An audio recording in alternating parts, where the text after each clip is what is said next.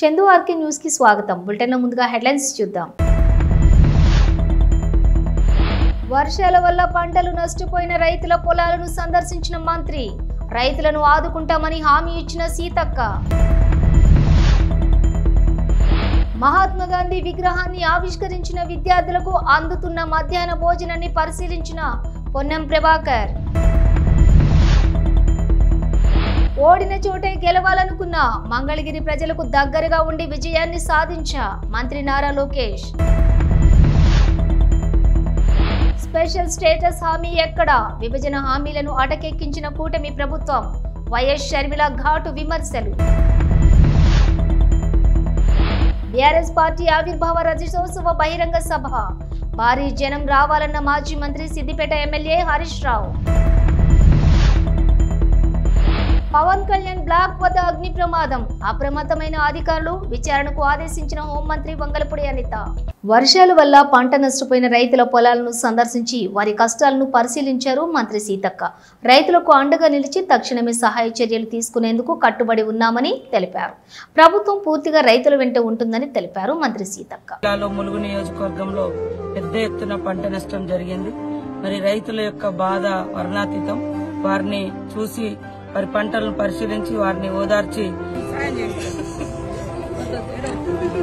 వాళ్లను భరోసా ఇవ్వడం కోసం ఈరోజు గోవిందరాపేట మండలంలోని మరి ఇటు చంద్రుతండ గాని, కర్లపల్లి గాని, లక్ష్మీపురం ఈ ప్రాంతాలను మరి అమృతండ ఈ ప్రాంతాలను ఇప్పుడు మనం సందర్శించడం జరిగింది. మాతో పాటు అగ్రికల్చర్ అధికారులు కూడా ఉన్నారు. కలెక్టర్ గారికి కూడా ఆదేశించడం జరిగింది. వెంటనే సర్వే చేసి మరి వాళ్లకు నష్టపరిహారం కూడా ప్రభుత్వము ఇస్తే తప్పకుండా సర్వే కూడా ఇమీడియట్లీ సర్వే చేయమని చెప్పడం జరిగింది. మిర్చి రైతులు కూడా అక్కడక్కడ పాపం కళ్ళల్లో పోసుకునే కూడా తడిచిపోయింది. అదేవిధంగా పెద్ద ఎత్తున పంట నష్టం, ముఖ్యంగా మరి వరి నష్టం అనేది ఈ ప్రాంతంలో జరిగింది. కోతకొచ్చినటువంటి పంట కోసుకునే టైంలో ఇంకా 2-3 రోజులు అయితే ఇండ్లకి వచ్చే ధాన్యం మొత్తం కూడా మరి నీళ్ల పాలైపోయింది. కాబట్టి వాళ్ళందరినీ కూడా ధైర్యంగా ఉండమని కోరుతూ వాళ్ళకు తప్పకుండా ప్రభుత్వం నుంచి సాయం అందే విధంగా చొరవ తీసుకుంటాం. ముఖ్యమంత్రి గారి దృష్టికి తీసుకెళ్తాం. సంబంధిత మంత్రి తుమ్మల నాగేశ్వరరావు గారి దృష్టికి కూడా తీసుకెళ్లి తప్పకుండా ఈ కుటుంబాలని ఆదుకుంటామని తెలియజేస్తూ అందరూ ధైర్యంగా ఉండాలని కోరుతున్నాం. హుస్నాబాద్ నియోజకవర్గంలో కోహెడ మండలం నాగసముద్రాల మోడల్ స్కూల్లోని మహాత్మా గాంధీ విగ్రహాన్ని ఆవిష్కరించారు మంత్రి పొన్నం ప్రభాకర్ గౌడ్. విద్యార్థుల కోసం స్కూల్లోని మినరల్ వాటర్ ప్లాంట్ ఏర్పాటు చేస్తామని హామీ ఇచ్చి విద్యార్థులకు అందుతున్నటువంటి మధ్యాహ్న భోజనాన్ని పరిశీలించారు. జీవితంలో మనం తీసుకునే కొన్ని నిర్ణయాలు మనల్ని మార్చేస్తాయి. అలాంటి నిర్ణయమే నేను 2019లో తీసుకున్న నిర్ణయం. మంగళగిరి నుండి పోటీ చేయాలని నిర్ణయించుకోవటమే అని, కానీ తక్కువ సమయం కావడంతో ప్రజలకు కనెక్ట్ కాలేకపోయానని, దానివలన తక్కువ ఓట్లతో మెజారిటీతో ఓడిపోయానని తెలిపారు నారా లోకేష్. ఓటమి తర్వాత కూడా మంగళగిరి ప్రజలకు దగ్గరగా ఉండి 2024 అత్యధిక మెజారిటీతో మంగళగిరి ప్రజలు తనను గెలిపించారని అన్నారు నారా లోకేష్. జీవితంలో మనం తీసుకున్న కొన్ని నిర్ణయాలు మన్నే మార్చేస్తుంది. 2019లో నేను ఒక నిర్ణయం తీసుకున్నాను. నాకు పరిచయం లేని నియోజకవర్గంలో పోటీ చేయాలని. ఆ నియోజకవర్గం పేరే మంగళగిరి. ఆనాడు అతి తక్కువ సమయం ఉన్నందుక నేనేంటో మీకు అర్థం లేదు, మీ సమస్యలు ఏంటో నేను తెలుసుకోలేకపోయా. నేను వచ్చిన 20 రోజులకి ఎన్నికలు అయిపోయినాయి. 5300 ఓట్లతో ఆనాడు నేను ఓడిపోయిన రోజు బాధ కలిగింది. రెండో రోజు నుంచి ఆ బాధ, ఆవేదన నాలో కసి పెంచింది. ఇంకా కష్టపడాలి, మంగళగిరి ప్రజల మనసు గెలుచుకోవాలి. ఏ మెజారిటీ అయితే ఓడిపోయినా దాని పక్కన ఒక 0 పెట్టుకుని గెలవాలి ఆ లక్ష్యంతో ఓడిపోయిన మరుసటి రోజు నుంచి నేను మీకోసం పనిచేశాను. తెలుగుదేశం పార్టీ నాయకత్వంతో దాదాపు 26 సంక్షేమ అభివృద్ధి కార్యక్రమాలు మంగళగిరి ప్రజల కోసం మేము చేస్తాం జరిగింది. మీకు ఆరోగ్యం బాగాలేకపోతే ఎన్టీఆర్ సంజీవిని పేరుతో మంగళగిరిలో ఒక క్లినిక్, తాడేపల్లిలో క్లినిక్, దుగ్గిరాలకు ఒక మొబైల్ క్లినిక్ పెట్టి ఉచితంగా చికిత్స కాదు మందులు కూడా ఈ రోజు కూడా మేము ఇస్తున్నాం. ఎక్కడన్నా నీటి సమస్య ఉంటే వాటర్ ట్యాంకర్లు పెట్టి నీళ్లు తోలాం. పిల్లలకి బాగా చదువుకున్నారు, ఉద్యోగాలు ఉపాధి కావాలంటే వాళ్ళకి స్కిల్ డెవలప్మెంట్ కూడా ఆనాడు మేము చేశాం. ఇంకా ఇంట్లో పెళ్లి జరిగితే నేను రాలేకపోతే స్వయంగా బట్టలు కూడా పెడతాం జరిగింది. నిరుపేద కుటుంబాలు సొంత కాలుపై నిలబడాలన్న ఆలోచనతో తోపుడు బండ్లు ఇచ్చాం. మహిళలకి ఆర్థిక స్వాతంత్రం రావాలని కుట్టు మెషినే కాదు ట్రైనింగ్ మరి ఇచ్చి కుట్టు మెషిన్ అందజేసి ఈ రోజు వాళ్ళ పని కూడా మేము కల్పిస్తున్నాం. కోవిడ్ వస్తే ప్రభుత్వం అని మర్చిపోయింది కానీ ఆనాడు నేను మర్చిపోలేదు. ఆక్సిజన్ గాని, మందులు గాని అమెరికా డాక్టర్ల ద్వారా ఆన్ ఆన్లైన్ లో చికిత్స కూడా అందజేశాం, అవసరమైన మందులు ఇచ్చాం. ఇట్లా 26 సంక్షేమ అభివృద్ధి కార్యక్రమాలు మంగళగిరి ప్రజలకి నేను చేశాను. అది మీరు చూసి మొన్న జరిగిన ఎన్నికల్లో అందరికి దిమ్మ తిరిగే విధంగా 91,000 మెజార్టీ నన్ను గెలిపించి మీరు నన్ను శాసనసభకు పంపించారు. ఉమ్మడి ఆంధ్రప్రదేశ్ విడిపోయినప్పుడు ఆంధ్రప్రదేశ్ కు స్పెషల్ స్టేటస్, పోలవరానికి జాతీయ ప్రాజెక్టుగా గుర్తింపుని ఇస్తామని, అలాగే విభజన హామీలతో ఉత్తరాంధ్ర రాయలసీమకు స్పెషల్ ఎకనామీ ప్యాకేజ్ ఇస్తామని హామీలు ఇచ్చి అనంతరం మొండి చేయి చూపుతున్నారని, ఒక్క హామీని కూడా అమలు పరచలేదని అన్నారు ఏపీసీసీ చీఫ్ వైఎస్ షర్మిలారెడ్డి. వాటిలో భాగంగా ఆంధ్ర రాష్ట్రానికి సంబంధించి స్పెషల్ స్టేటస్, ఆంధ్ర రాష్ట్రానికి పోలవరం ప్రాజెక్టు ఒక జాతీయ ప్రాజెక్టుగా చేపట్టడం, ఈ రెండు చాలా ముఖ్యమైన అంశాలైతే మిగతావి ఎన్నో విభజన హామీలు, ఉత్తరాంధ్ర రాయలసీమకు స్పెషల్ ఎకనామిక్ ప్యాకేజెస్ అయితేనేమి, వైజాగ్ చెన్నై ఇండస్ట్రియల్ కారిడార్ అయితేనేమి, రైల్వే జోన్ అయితేనేమి, దుగ్గపట్నం పోర్ట్ అయితేనేమి, కడప స్టీల్ ఫ్యాక్టరీ అయితేనేమి, వైజాగ్కి విజయవాడకి మెట్రో అయితేనేమి, ఇలాంటివి ఎన్నో కూడా ఆంధ్ర రాష్ట్ర ప్రజల హక్కు. ఇది 2014లో ఆంధ్ర రాష్ట్ర ప్రజలకు ఇచ్చిన హక్కులైతే ఈ రోజుటి వరకు 2025లో ఉన్నాం, ఈ రోజుటి వరకు కూడా ఒక్కటంటే ఒక్కటి కూడా రాజధాని నిర్మాణంతో సహా ఒక్కటంటే ఒక్కటి కూడా ఆంధ్ర రాష్ట్ర ప్రజల చేతుల్లో పెట్టిన పాపాన పోలేదు బీజేపీ ప్రభుత్వం. 2014 నుంచి అధికారంలో ఉండి కూడా 2014 నుంచి ఈ రోజుటి వరకు బీజేపీ పార్టీ అధికారంలో ఉంది. ఆ రోజు నుంచి ఈ రోజుటి వరకు బీజేపీ పార్టీ ఆంధ్ర రాష్ట్ర ప్రజలకు వెన్నుపోటు పొడుస్తూనే ఉంది. ప్రత్యేక హోదా ఆంధ్ర రాష్ట్రానికి అతి ముఖ్యమైన ఇష్యూ. మోడీ గారు ప్రధానమంత్రి కాకముందు 2014లో మోడీ గారు చెప్పిన మాట, విభజిత ఆంధ్ర రాష్ట్ర అభివృద్ధి బాధ్యత నాది అన్నారు. ప్రత్యేక హోదా 5 సంవత్సరాలు సరిపోదు, 10 సంవత్సరాలు ఇస్తాము అన్నారు. ఇలాంటివి ఎన్నో పెద్ద పెద్ద మాటలు, ఢిల్లీని తలపించే రాజధాని కడతామంటారు అన్నారు. పోలవరం జాతీయ ప్రాజెక్టుగా మొత్తం కేంద్రమే కడుతుంది అన్నారు. ఇలాంటివి ఎన్నో పెద్ద పెద్ద ప్రామిసెస్, టాల్ ప్రామిసెస్ చేసి కూడా ఇన్ని సంవత్సరాలైనా 11 సంవత్సరాలైనా ఈ రోజుటి వరకు కూడా మోడీ గారు ఒక్కటి కూడా నిలబెట్టుకోలేదు అంటే మోడీ గారు ఆంధ్ర రాష్ట్ర ప్రజలను మోసం చేశారు అని మేము ఆరోపిస్తే అది తప్ప. మోడీ కేడీ అంటే తప్ప. బీజేపీ పార్టీ సమాధానం చెప్పాలి, మోడీ గారు సమాధానం చెప్పాలి, వాళ్లకు మద్దతు ఇస్తున్న చంద్రబాబు గారు, పవన్ కళ్యాణ్ గారు కూడా సమాధానం చెప్పాలి. ఆంధ్ర రాష్ట్రానికి ప్రత్యేక హోదా అన్నది ఎంత ముఖ్యమో అంతే ముఖ్యం పోలవరం ప్రాజెక్ట్. ప్రత్యేక హోదా మన బిడ్డల భవిష్యత్ అయితే పోలవరం ప్రాజెక్టు మన రైతులకు ఊపిరి. ప్రత్యేక హోదా ఎంత ముఖ్యమో పోలవరం ప్రాజెక్టు కూడా అంతే ముఖ్యం. అలాంటిది పోలవరం ప్రాజెక్టు ఈ రోజు వరకు కూడా పూర్తి కాలేదు అంటే దానికి బాధ్యత ఎవరు వహించాలి? ఏప్రిల్ 27న వరంగల్లో జరిగే పార్టీ ఆవిర్భావ రజతోత్సవ బహిరంగ సభ సందర్భంగా సిద్దిపేట నియోజకవర్గం ముఖ్య నాయకులతో సభ సన్నాహక సమావేశం జరిగింది. ఈ సందర్భంగా మాట్లాడుతూ మాజీ మంత్రి సిద్దిపేట ఎమ్మెల్యే హరీష్ రావు మాట్లాడుతూ సిద్దిపేటకు 25 ఏళ్ల గులాబీ జెండా కీర్తి ఉందని, పార్టీ పెట్టి లక్ష్యం సాధించి ఆ లక్ష్యంతో అద్భుతమైన అభివృద్ధి సాధించి దేశానికి ఆదర్శంగా నిలిచిన పార్టీ బీఆర్ఎస్ పార్టీ అని అన్నారు హరీష్ రావు. సిద్దిపేట నియోజకవర్గం నుండి 20,000కు పైన జన సమీకరణ ఉండాలని, పెద్ద ఎత్తున జనం తరలి రావాలని ఆయన కోరారు. ఈ కార్యక్రమంలోని నియోజకవర్గ ముఖ్య నాయకులు పాల్గొన్నారు. శ్రీరామనవమి సందర్భంగా ఏప్రిల్ 6వ తేదీన అంబర్పేట జీహెచ్ఎంసీ గ్రౌండ్ నుండి చేనంబర్ తిలక్ నగర్ మీదుగా హనుమాన్ వైమశాల వరకు జరగబోయే శోభాయాత్రకు ప్రజలు తరలి రావాలని బీజేపీ హైదరాబాద్ సెంట్రల్ జిల్లా ప్రధాన కార్యదర్శి కృష్ణగౌడ్ బాగ్ అంబర్పేటలోని పలు కాలనీలలో ఇంటింటికి తిరుగుతూ కరపత్రాలను అందజేశారు. హిందూ ఐక్యతను చాటి చెప్పేలా ఉండాలని ప్రజలందరూ శోభాయాత్రలో పాల్గొని విజయవంతం చేయాలని కోరారు.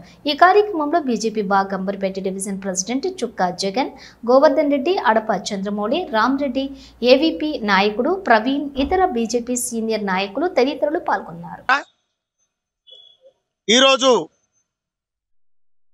శ్రీరామనవమి శోభాయాత్ర సందర్భంగా 6వ తారీఖు నాడు జరగబోయే శ్రీరామనవమి శోభాయాత్ర సందర్భంగా మన బాగంబర్పేట్ డివిజన్ కార్యవర్గము అధ్యక్షుల వారి ఆధ్వర్యంలో ఈ ప్రోగ్రాము అయ్యప్ప స్వామి బాగంబర్పేట అయ్యప్ప స్వామి టెంపుల్ దగ్గర ఈ కార్యక్రమము కరపత్రాలు పంపిణీ కార్యక్రమము ప్రతి ఒక్క ఇంటికి తిరుగుతూ మరి ఇక్కడ రావడం అనేది జరిగింది. కనీ విని ఎరగని రీతిలో అంబర్పేట్ మున్సిపల్ ప్లే గ్రౌండ్ నుండి ఉదయము అన్ని బస్తీలలో శ్రీరామ కళ్యాణము జరుపుకొని మనం ఇంట్లో పెళ్ళి అయితే ఏదైతే ఉంటుందో పెళ్ళైన తర్వాత మన ఆడపడుచుని ఏ విధంగా మనం సాగనంపుతామో మన దీన్ని ఏమంటారంటే ఒక ఊరేగింపుగా, అందుకనే ప్రతి ఒక్కరు కూడా ఈ యొక్క ఊరేగింపులో పాల్గొనాలి. ఈ సందర్భంగా మేము అందరికీ ఇంటింటా ప్రతి ఒక్క హిందూ సోదరులందరూ కూడా మేము మనవి చేస్తూ మరి అందులో భాగంగా ఈనాడు చేయడం అనేది జరిగింది. శ్రీరమణ మున్సిపల్ గ్రౌండ్, శ్రీరమణ చౌరస్తా, చేనంబర్ చౌరస్తా, తిలక్ నగర్ చౌరస్తా, ఫీవర్ హాస్పిటల్ చౌరస్తా, బర్కత్పుర చౌరస్తా, టూరిస్ట్ హోటల్, నీరజ్ సావేట్కర్ వరకు ఈ యొక్క శోభాయాత్ర బ్రహ్మాండంగా ప్రతి ఒక్కరు కూడా, అందుకనే మన ఇంట్లో పెళ్ళి అయితే ఏ విధంగా పత్రికలు ఇస్తామో అదే విధంగా ఈనాడు ఇంట తిరిగి మేము ఈ కార్యక్రమం అనేది చేపట్టడం అనేది జరిగింది. ఎక్కడ కూడా జరగనటువంటి యావత్ భారతదేశం మొత్తం కూడా ఈ శ్రీరామ కళ్యాణానికి ఎదురు చూస్తున్నారు.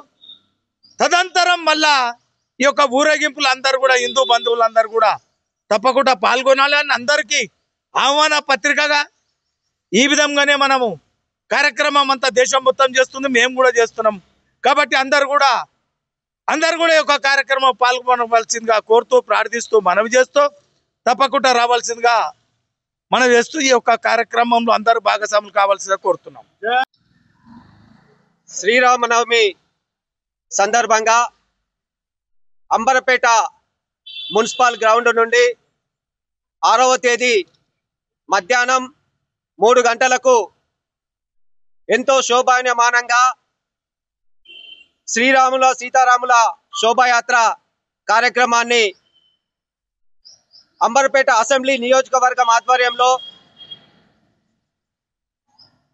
మన డాక్టర్ ఎన్ గౌతమ్ రావు గారు, అంబర్పేట అసెంబ్లీ కన్వీనర్ గారి ఆధ్వర్యంలో ఎంతో వైభవంగా వివిధ రకాల సాంస్కృతిక కార్యక్రమాలతో, అదేవిధంగా అనేక మంది స్వాతంత్ర సమరయోధులతో, శివాజీ, రాముడు, హనుమంతుడు ఇలాంటి వేషధారణలో ఎంతో కన్నుల పండుగగా ఈ యొక్క శోభాయాత్ర జరగనున్నది.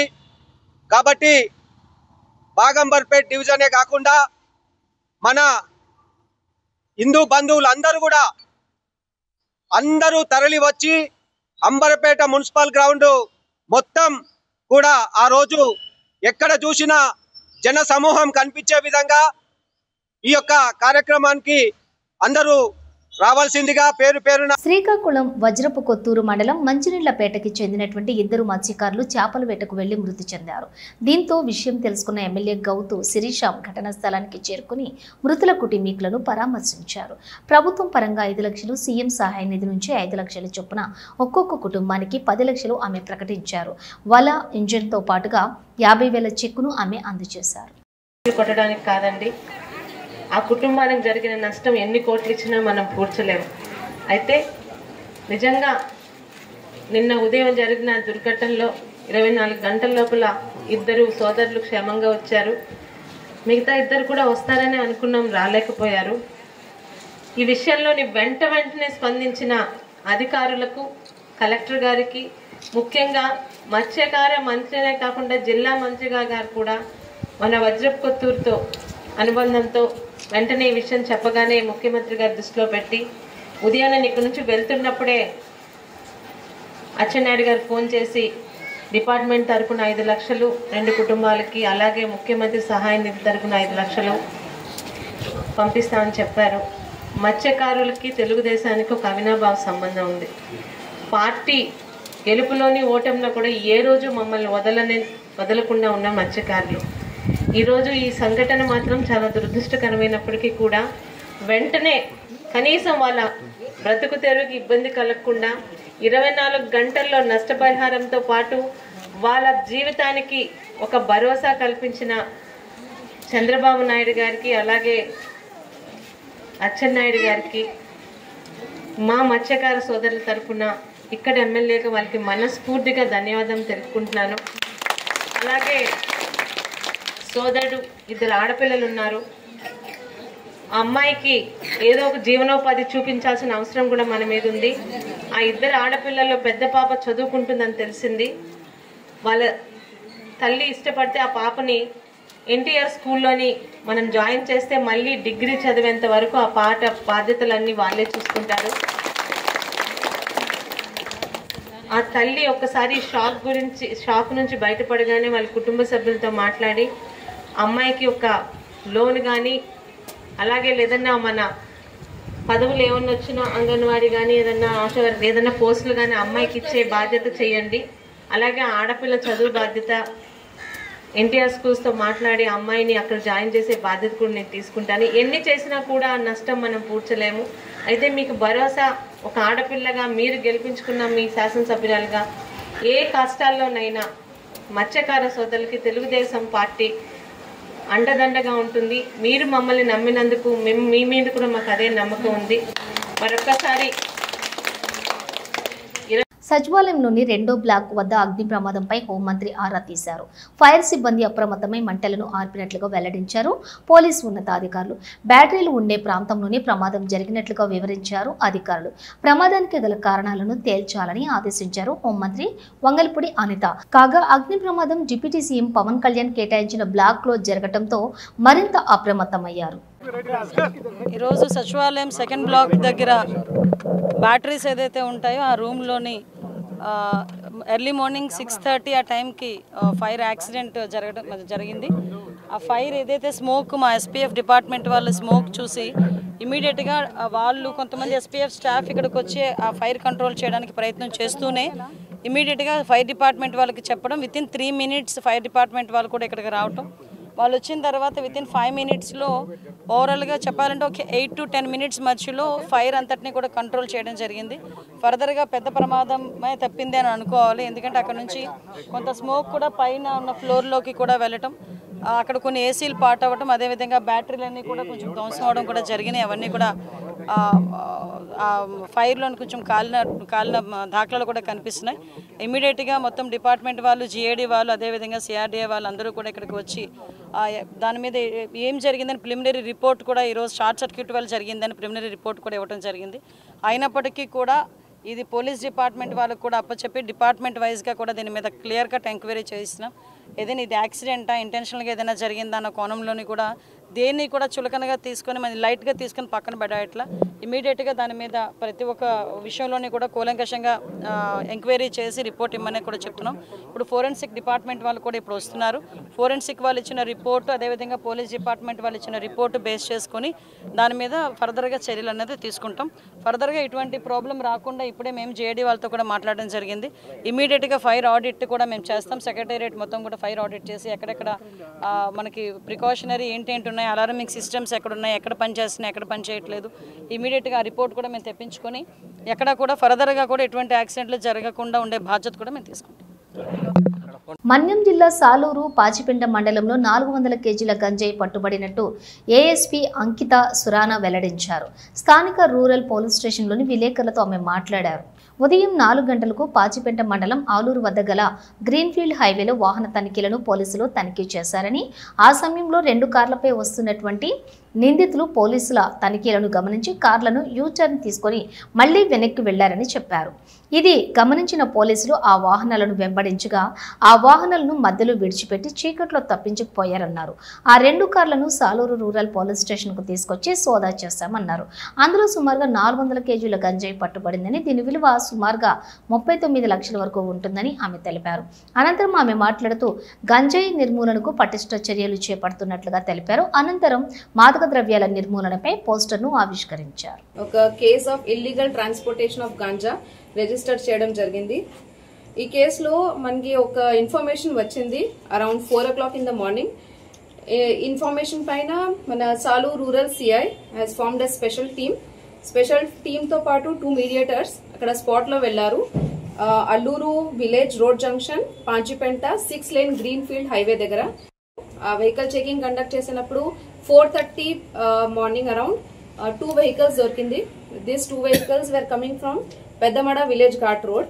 అటు నుంచి వాళ్ళు పోలీసులు చూసి యూటర్న్ చేసి వెళ్ళిపోయారు. Our police team has made continuous effort, chase కూడా చేశారు. కానీ వాళ్ళు అక్కడ వెహికల్ స్పాట్ లో వదిలేసి they have escaped. So we have seized the vehicles, 2 vehicles, 1 Bolero, 1 Alto. ఈ 2 vehicles చెకింగ్ చేసిన తర్వాత we have found total 43 packets, around 396 kgs of ganja, around 39 lakh worth. The entire Salur police team for good work done. We will continuously make a special team and make efforts to arrest the accused persons in this case. So especially I would like to appreciate the good work done by Salur police. Last 3 months low, that is January, February, March 2025, 100 kgs plus of ganja. So this is a very good enforcement work done to prevent ganja smuggling by Salur police team. Okay, message for general public also, that please, if you have any information regarding ganja possession, transportation or consumption, please call toll free number 1972. Inform cheyandi police ki. We will make all the efforts to catch and prevent ganja consumption and transportation. Auto డ్రైవర్ల జీవనోపాధిని దెబ్బతీస్తున్న Rapido, Uber, Ola సమస్యలను అరికట్టాలంటూ ఏలూరు జిల్లా auto and trolley drivers union CITU ఆధ్వర్యంలో జిల్లా కలెక్టర్కు వినతి పత్రం అందజేయడానికి ర్యాలీగా ధర్నా చౌక్ తరలివచ్చిన ఆటో డ్రైవర్లు, నాయకులు.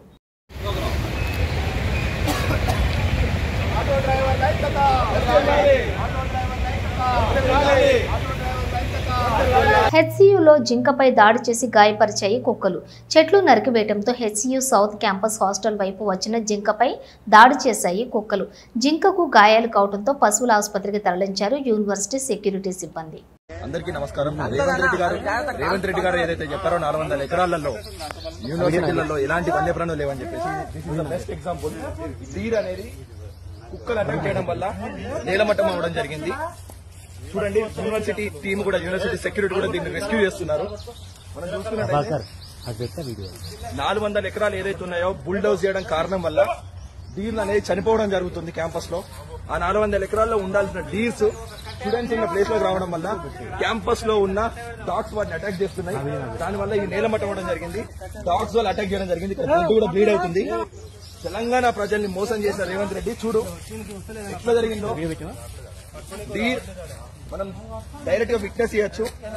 డీర్ అనేది అసెంబ్లీ సాక్షిగా ముఖ్యమంత్రి గారికి ఇలాంటి జింకలు కనబడతలేవు యూనివర్సిటీ ఆఫ్ హైదరాబాద్. 400 ఎకరాల ఆ భూమిని బుల్డోజ్ చేయడం కారణంగా ఆ జింకలు ఎక్కడ పోవాలో తెలియక యూనివర్సిటీ విద్యార్థులు ఉండే హాస్టల్ దగ్గర తిరుగుతూ ఉంటే ఆ కుక్కలు అటాక్ అయ్యాయి. బ్రిటన్ ముగించే ముందు హెడ్లైన్స్ మరోసారి. వర్షాల వల్ల పంటలు నష్టపోయిన రైతుల పొలాలను సందర్శించిన మంత్రి. రైతులను ఆదుకుంటామని హామీ ఇచ్చిన సీతక్క. మహాత్మా గాంధీ విగ్రహాన్ని ఆవిష్కరించిన విద్యార్థులకు అందుతున్న మధ్యాహ్న భోజనాన్ని పరిశీలించిన పొన్నం ప్రభాకర్. ఓడిన చోటే గెలవాలనుకున్న మంగళగిరి ప్రజలకు దగ్గరగా ఉండి విజయాన్ని సాధించా మంత్రి నారా లోకేష్.